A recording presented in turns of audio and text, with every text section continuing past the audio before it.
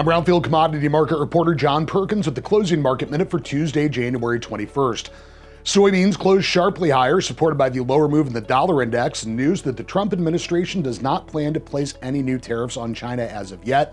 That should continue to keep the soybeans flowing between the United States and China, at least until Brazil really starts to take a price advantage. In Brazil, there are some early harvest delays in some central and northern growing areas. That's keeping the harvest activity behind average and has led to some early issues with yield. Also, weekend rainfall in South America, specifically Argentina and parts of southern Brazil, was mixed and generally light. Corn closed higher. That slow soybean harvest pace in Brazil could lead to a setback for second crop corn planting in Brazil.